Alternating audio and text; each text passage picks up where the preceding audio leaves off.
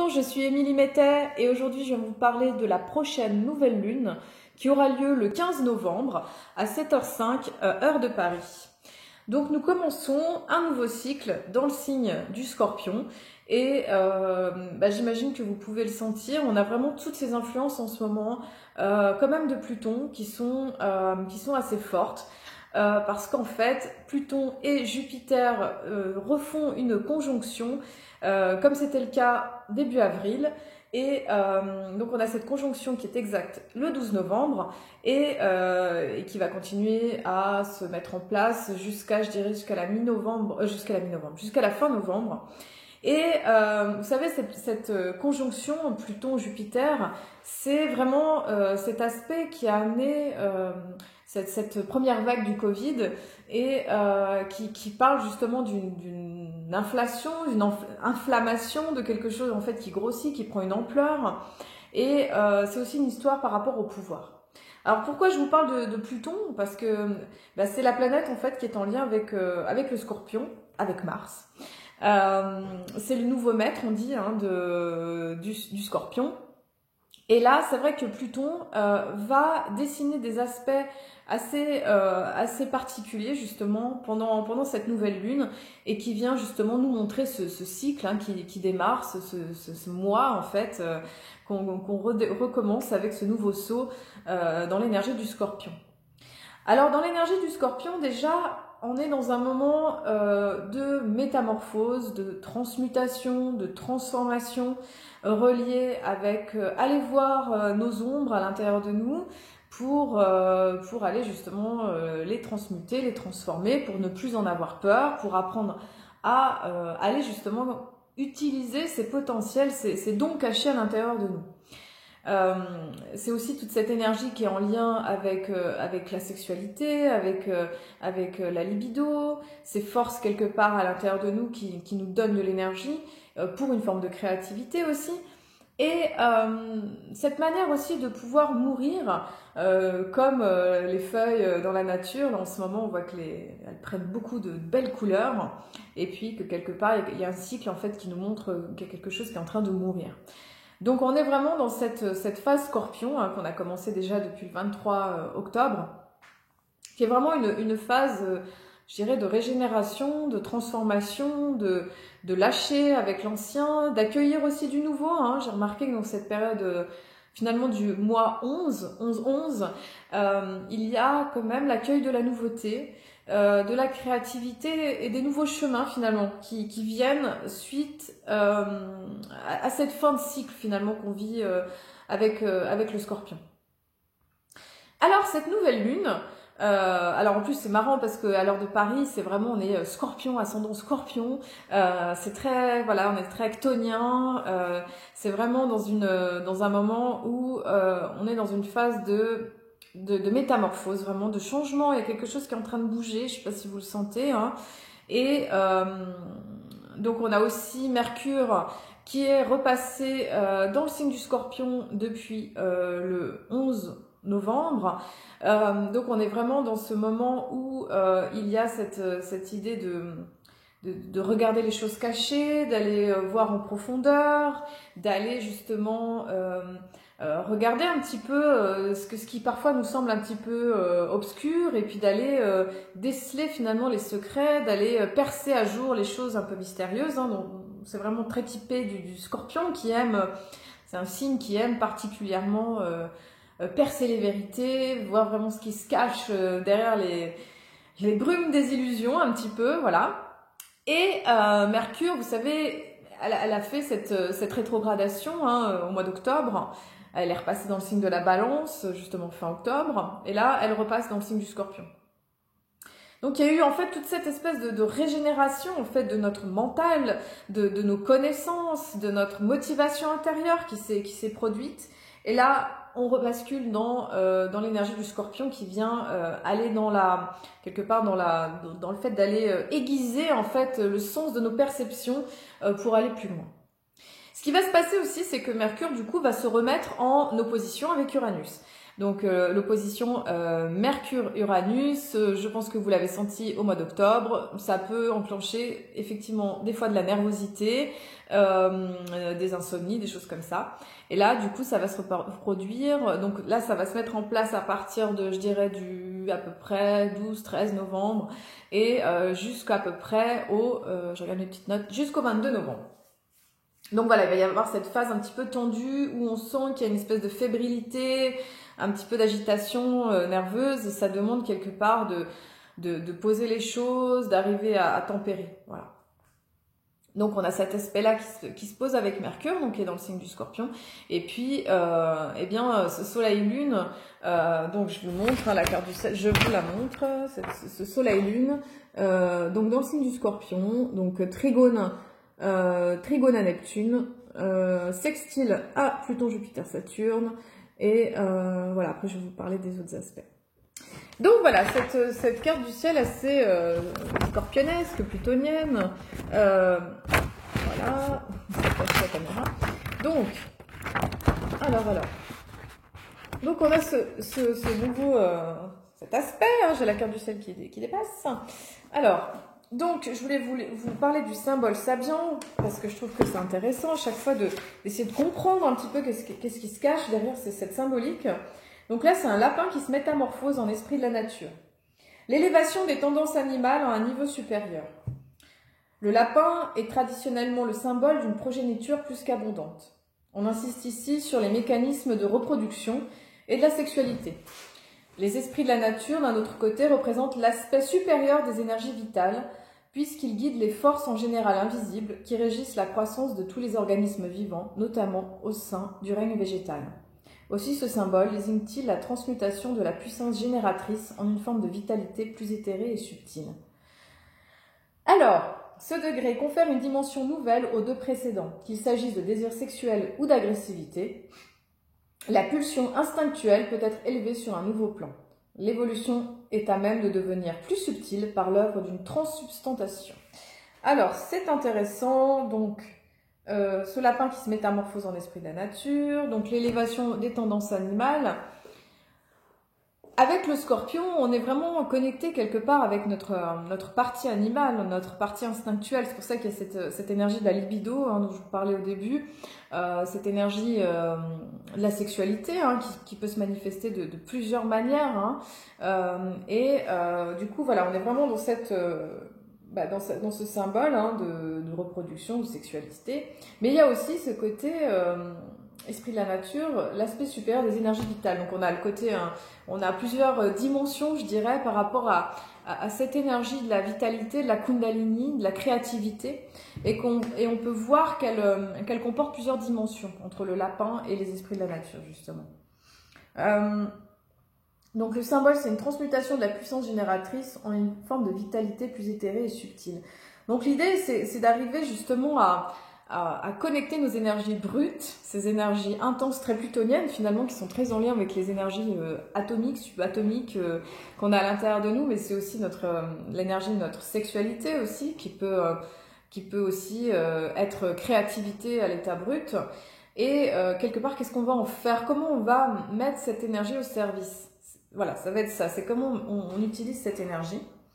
Et voilà, qu'il s'agisse de désir sexuel ou d'agressivité, la pulsion instinctuelle peut être élevée sur un nouveau plan. Donc ce qui est intéressant, ça parle aussi de cette agressivité. Et c'est vrai que moi, ce qui me résonne, c'est qu'on a Mars, hein, qui va redevenir direct le 15, hein, entre le 14 et le 15, justement.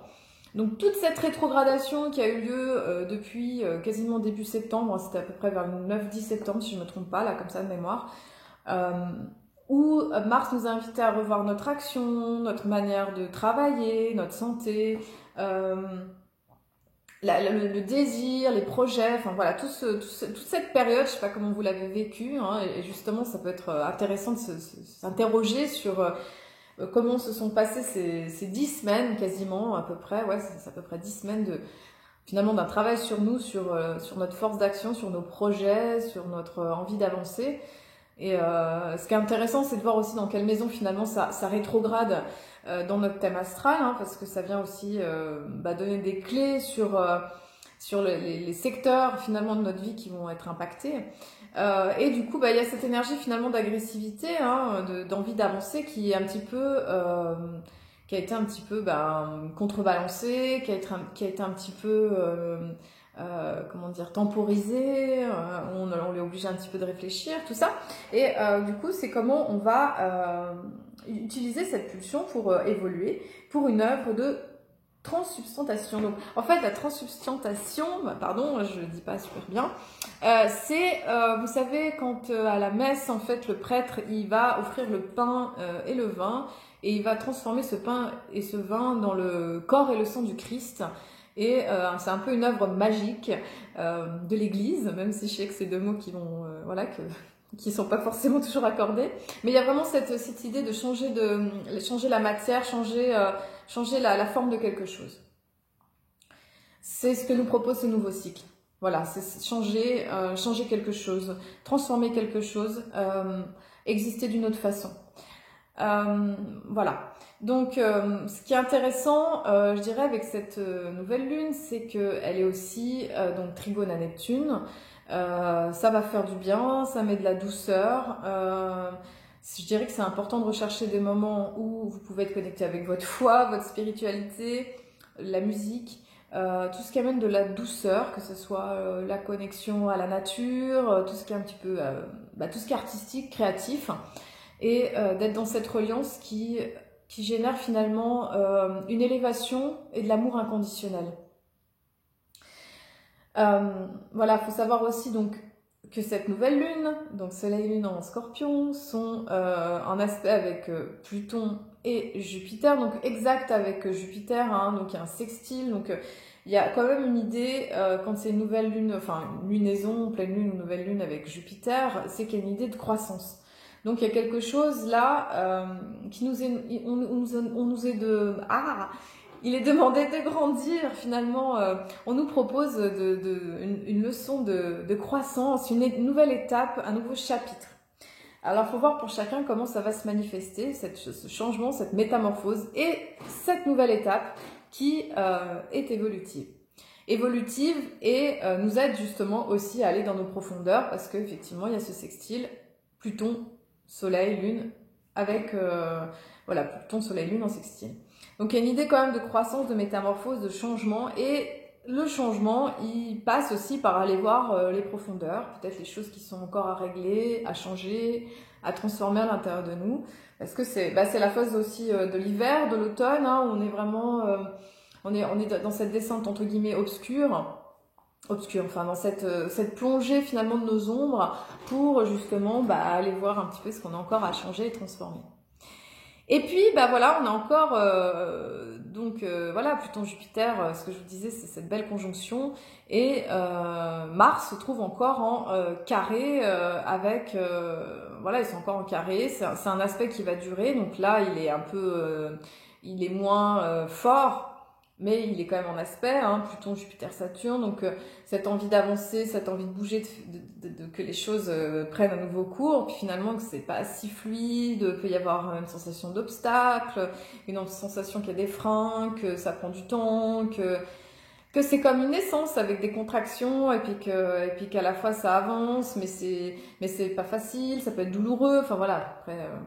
selon la naissance que c'est, mais voilà, il y a une espèce de processus comme ça d'accouchement qui se fait dans la durée et qui, effectivement, c'est un petit peu comme un marathon. Vénus aussi, qui est au carré de Pluton, donc là c'est exact. Donc là, ça peut être un travail par rapport à nos relations affectives, nos relations tout simplement avec les autres, qui nous permet justement d'aller voir les profondeurs, peut-être les mécanismes, de choses qui sont à transformer, à transmuter, pour pouvoir générer des relations qui soient plus harmonieuses, plus belles. Cette Vénus, elle est encore dans le signe de la Balance, donc elle est très bien, elle est chez elle est dans son harmonie, et donc cette Vénus, elle a besoin de beauté, et elle touche aussi qu'est-ce qui n'est pas très beau en ce moment, donc avec ce carré avec Pluton, hein, qui montre un petit peu les choses qui sont pas si belles que ça à l'intérieur de nous et aussi à l'extérieur. Et ce carré Pluton-Vénus Pluton-Jupiter, pardon, qui voilà, peut amener une sensation des fois d'amplification, d'exagération dans un sens comme dans un autre. Donc ça nous demande de trouver la bonne mesure, voilà, de la bonne mesure dans ce signe de la beauté. C'est vrai qu'on est dans une période un petit peu particulière, donc on est passé dans ce deuxième confinement. On voit que eh bien, toutes ces décisions par rapport à cette crise sanitaire ont un impact sur nos vies personnelles, sur nos libertés personnelles, sur notre façon d'agir, et que, eh bien, que tout ça, finalement, le ciel nous le montre. Hein. Moi, je dirais aussi qu'on va peut-être passer dans une autre phase avec ce Mars qui va passer direct, et je dirais que ça va être important de canaliser ces énergies qui, effectivement, peuvent être en lien avec la colère, l'agressivité, la frustration.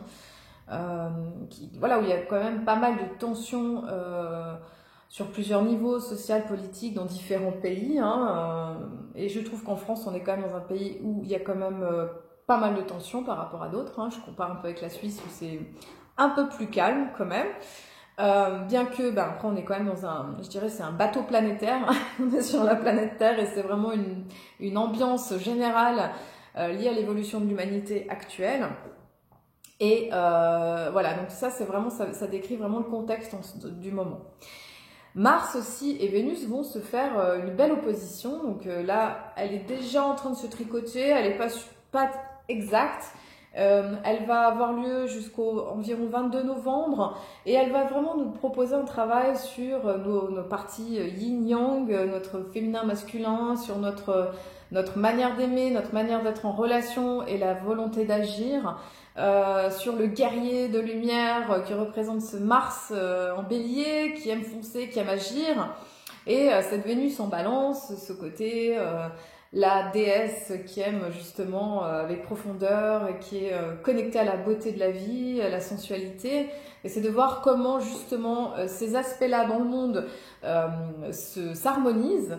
Et c'est vrai que, comment dire, avec tout ce qui se passe en ce moment, il y a aussi cette danse en fait entre ces polarités qui est en train de trouver une forme d'unité, une forme d'harmonisation au-delà des mouvements féministes, mais il y a aussi quelque chose comme ça qui cherche à s'unifier et Vénus-Mars va amener ça. Ça peut amener aussi un climat de passion, un climat de passion, d'amour, de besoin d'intensité, voilà, un besoin d'intensité. C'est vrai que cette nouvelle lune, elle pourrait être comme ça dans ce mois qui suit, un besoin d'intensité dans les relations affectives aussi. Voilà, donc je pense que je vous ai à peu près tout dit. Voilà, Pluton, Vénus, Mars. Voilà, donc cet aspect, il va encore se dessiner un petit moment. Et ensuite, donc juste pour vous dire que ensuite, à la fin du mois, nous allons avoir les éclipses de lune qui vont commencer à partir du 30 novembre et aussi à la prochaine pleine lune qui aura lieu, je crois, autour du 15 décembre. Mais voilà, voilà, pas la pleine lune, oui, la prochaine nouvelle lune, pardon. Voilà, donc il va y avoir, donc on est dans une période évolutive, il y a des choses qui risquent de bouger. Moi, je sens qu'il va y avoir peut-être peut-être des métamorphoses et des changements qui risquent de peut-être nous bousculer. Et je pense que ça demande de rester hyper centré, connecté, relié dans cette période, très enraciné et d'élever son taux vibratoire au maximum par différents moyens qui soient. Dans le calendrier Maya galactique, donc nous allons rentrer le 15 novembre dans la lune harmonique. Donc la lune harmonique, c'est en lien avec le pan. Ce pan, c'est cet animal qui est fier, qui nous apprend à prendre notre pouvoir en main justement. Donc très en lien avec Pluton-Jupiter, qui nous met en lien avec les forces de pouvoir qui peuvent être des fois un petit peu coercitives et abusives. Et là, justement, ça va être de prendre notre pouvoir en main pendant toute cette phase du 15 novembre au 12 décembre. Donc, comment on va prendre notre pouvoir en main, comment on va dépasser les attachements, comment on va être dans une forme d'estime de soi, de lucidité, de pleine, je dirais, d'être en intégrité avec soi, avec ses valeurs et de savoir les rayonner, de savoir les diffuser dans le monde. Dans le calendrier Maya, nous sommes dans l'onde enchantée du vent blanc. Le vent blanc du 6 novembre au 18 novembre nous invite à respirer. Respirer, souffler, se connecter avec l'esprit, chercher à communiquer, révéler, avoir les réponses. Voilà, c'est vraiment un temps d'élévation, je dirais, au niveau de l'humanité. Il y a quelque chose qui prend une autre dimension. Ensuite, nous avons l'aigle bleu du 19 novembre au 1er décembre. Donc l'aigle bleu, lui, il nous invite à voler haut et à aller chercher notre vision dans le ciel, vision connectée en fait avec tous les frères stellaires, planétaires, pour amener cette vision sur la Terre et avoir une vision collective pour pour aider l'humanité à évoluer. Voilà. Eh bien écoutez, je vous souhaite une belle nouvelle lune, confiance, courage, foi, persévérance avec cette période si intense qu'on est tous en train de traverser. Et puis vous dire que si vous souhaitez une révolution solaire pour toutes les personnes qui effectivement ont fêté leur anniversaire pendant le confinement, ce qui n'est pas toujours très drôle, et ça jusqu'au 1er décembre, vous avez 30% sur une révolution solaire. Et voilà, je propose aussi des consultations, des soins par internet si vous êtes intéressé dans cette période un peu chamboulée, hein, où finalement c'est important de prendre soin de soi. N'hésitez pas à me demander, même si selon votre situation financière, parce qu'en ce moment je sais que ça peut être très bousculé pour beaucoup de personnes. Voilà, je vous souhaite une très belle nouvelle lune et je vous souhaite de prendre soin de vous avec beaucoup de douceur, beaucoup d'amour, beaucoup de soleil si vous pouvez. Et je vous dis à très bientôt. Merci à vous.